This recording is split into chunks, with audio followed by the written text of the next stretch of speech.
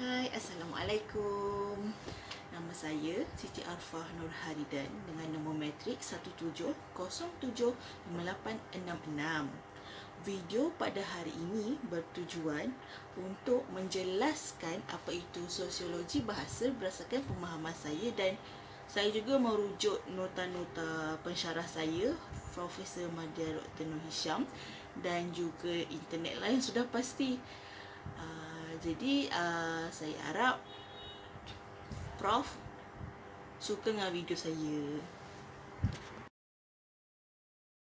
Okey, kita akan mulakan dengan apa itu sosiologi bahasa. Saya ada merujuk satu artikel kajian yang dibuat oleh pelajar daripada Universiti Pertanian Malaysia berkenaan dengan sosiolinguistik dan sosiologi bahasa. Okey. Sosiolinguistik dan sosiologi bahasa adalah dua bidang ilmu yang berlainan tetapi mempunyai bidang kajian yang hampir sama dan banyak yang bertindan. Perbezaannya adalah dari segi penekanan. Okey. Menurutnya, sosiolinguistik lebih menekankan kepada bidang kajian tentang bahasa yang berkaitan dengan masyarakat, sedangkan sosiologi bahasa lebih menekankan kepada bidang kajian tentang masyarakat yang berkaitan dalam bahasa. Okey.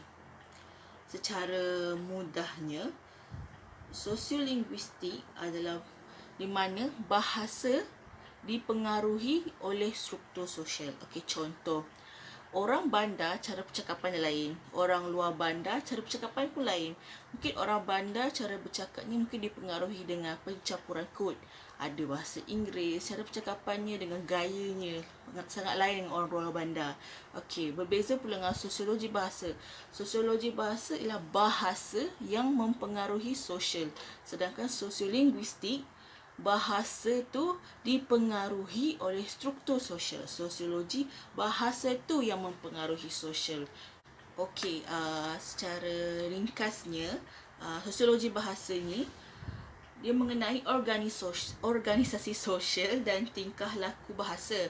Organisasi sosial adalah macam politik lah, di mana politik kiranya kerajaan. Secara mudahnya, semua undang-undang yang ditetapkan kerajaan berkenaan bahasa.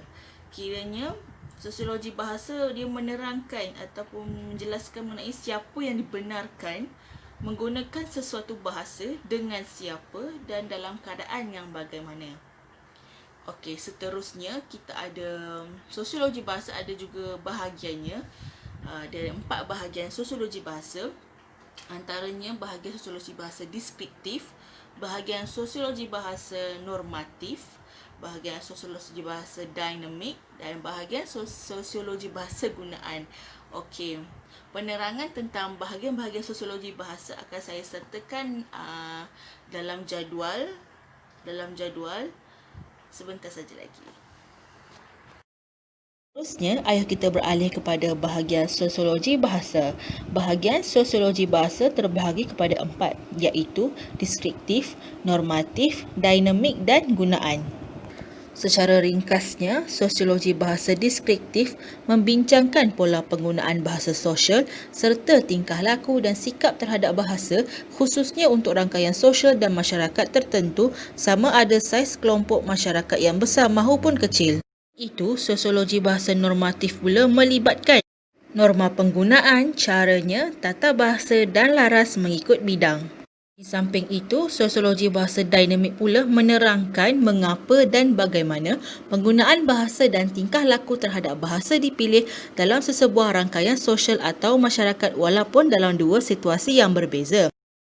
Bahagian sosiologi bahasa dinamik juga memperlihatkan perubahan-perubahan pada bahasa mengikut pada peredaran masa.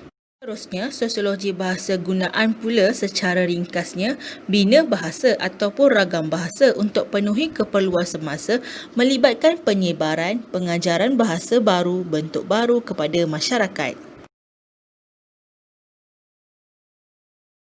Okey, sebentar tadi saya telah menerangkan dengan disertakan jadual apa bahagian-bahagian sosiologi bahasa. Okey, sekarang saya ingin menerangkan aspek-aspek penting dalam sosiologi bahasa. Sosiologi bahasa, setelah saya melihat nota-nota, nota-nota syarah saya. Okey, sosiologi bahasa menekankan 3 perkara penting. Masalah bahasa, perancangan bahasa dan dasar bahasa. Okey. Kalau kita tengok setiap aspek-aspek penting tu kiranya dia macam proses daripada adanya masalah bahasa. Selepas adanya masalah bahasa, ada perancangan bahasa. Selepas tu ada dasar bahasanya pula. Okey, jika kita tengok isu setiap aspek penting itu adalah bahasa lah. Okey, konsep bahasa. Okey, kalau dari sudut linguistik, bahasa itu merupakan objek dalam kajian linguistik. Okay, bahasa juga dia menjadi alat komunikasi, menjadi identiti kepada sesebuah negara dan melambangkan kesantunan seseorang. Okey, bahasa ni juga dia mempunyai kepentingan bahasanya sendiri. Okey, kalau kita tengok kepentingan bahasa ada 4, di mana bahasa ni lambang kedaulatan negara, alat penyatuan, lambang pemisah dan alat keefisienan. Okey, itu merupakan kepentingan bahasa.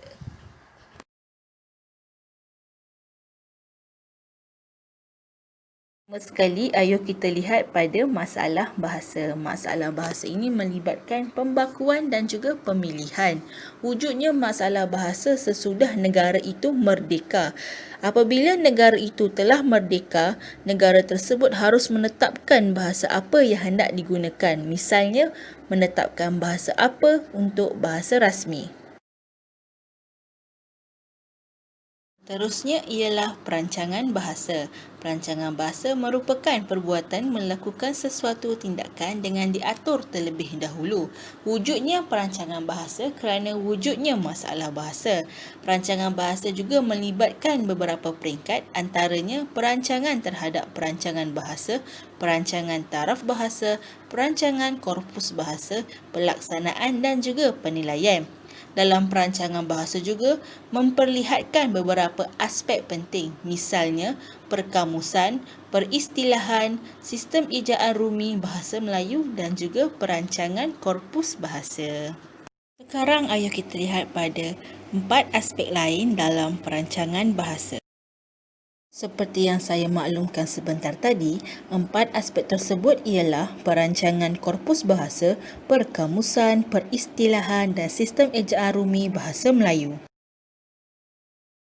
Kita lihat pada perancangan korpus bahasa terlebih dahulu. Secara ringkasnya, perancangan korpus bahasa melibatkan pelaksanaan kodifikasi bahasa, iaitu membakukan bahasa dan melibatkan peluasan bahasa, iaitu menambah unsur-unsur bahasa seperti huruf, fonem, imbuhan dan leksikal. Seterusnya, perkamusan pula melibatkan bidang linguistik terapan yang mencakup metod dan teknik penyusunan kamus. Perkamusan ini juga merupakan salah satu usaha kodifikasi bahasa, penting dalam pembinaan, pengembangan dan pembakuan bahasa. Terdapat 3 jenis kamus, iaitu kamu eka bahasa, kamu dui bahasa dan juga kamus istilah. Selain itu, terdapat juga peristilahan. Secara ringkasnya, peristilahan ialah perkataan atau rangkai kata yang menyatukan sesuatu dengan betul, tepat dan sesuai dalam sesuatu bidang ilmu, pengetahuan, pekerjaan, kesenian dan sebagainya. Dasar pembentukan istilah ialah bentuk dari bahasa sendiri, pinjam dari bahasa serumpun dan pinjam dari bahasa asing. Peristilahan menggunakan 2 kaedah, iaitu pinjam terjemah dan pinjaman. Di samping itu, sistem ejaan rumi bahasa Melayu juga merupakan aspek penting dalam perancangan bahasa. Terdapat beberapa sebab kenapa rumi dijadikan tulisan rasmi bahasa Melayu. Antaranya ialah kerana ejaan yang efisien dapat menggambarkan fonologi bahasa Melayu, dapat membezakan antara kata dengan frasa dengan jelas dan terbuka juga kepada pembaharuan. Selain itu, dasar bahasa pula ialah undang-undang yang ditetapkan oleh pemerintah sesebuah negara bagi menetapkan garis panduan berhubung dengan sikap dan penggunaan bahasa dalam konteks kebangsaan. Dasar bahasa juga sebagai penentu bahasa kebangsaan. Dasar bahasa juga menjadi elemen penting dalam membentuk konsep sosiologi bahasa. Penentuan dasar bahasa berdasarkan dua tokoh. Contohnya, Fishman berdasarkan tipologi. Berdasarkan tipologi Fishman menetapkan 3 jenis. Seterusnya, Hans Claus berdasarkan tempat asal bahasa. Seperti yang saya nyatakan sebentar tadi, penentuan dasar bahasa dapat ditentukan berdasarkan dua tokoh, iaitu Fishman dengan Hans Claus. Ayuh kita lihat pada penentuan dasar bahasa menurut Fishman. Menurut Fishman, penentuan dasar bahasa dapat ditentukan melalui tipologi penentuan bahasa. Pertama sekali, ayuh kita lihat pada penentuan bahasa jenis A. Jenis A tiada tradisi agung, mengambil bahasa penjajah, bukan berdasarkan semangat kebangsaan. Contoh negara Argentina dan Brazil. Seterusnya, jenis B pula mempunyai tradisi agung, bahasa pribumi dijadikan sebagai bahasa kebangsaan. Contoh negara Thailand, Indonesia, Malaysia dan Jepun. Seterusnya, penentuan bahasa jenis C mengamalkan lebih dari satu tradisi agung. Setiap wilayah ada bahasa kebangsaan, perhubungan dengan pusat guna bahasa perhubungan yang lebih luas. Contoh negara ialah India. Seterusnya, ayuh kita lihat penentuan dasar bahasa menurut Hans Claus. Pertama sekali, ayuh kita lihat pada endoglosik.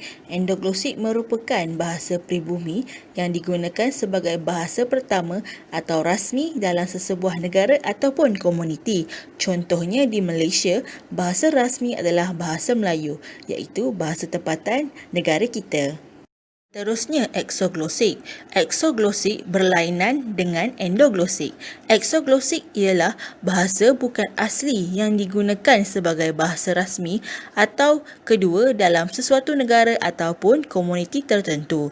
Contohnya di Brazil, bahasa rasmi mereka ialah bahasa Portugis. Seterusnya ialah jenis campuran. Campuran ini melibatkan campuran endoglosik dan eksoglosik. Jenis ini juga mempunyai satu bahasa kebangsaan di mana melibatkan bahasa pribumi ataupun bahasa tempatan dan beberapa bahasa rasmi melibatkan bahasa pribumi dan bahasa luar. Contohnya di India, bahasa tempatan mereka ialah bahasa Hindi, manakala bahasa rasmi negara mereka ialah bahasa Hindi dan bahasa Inggeris.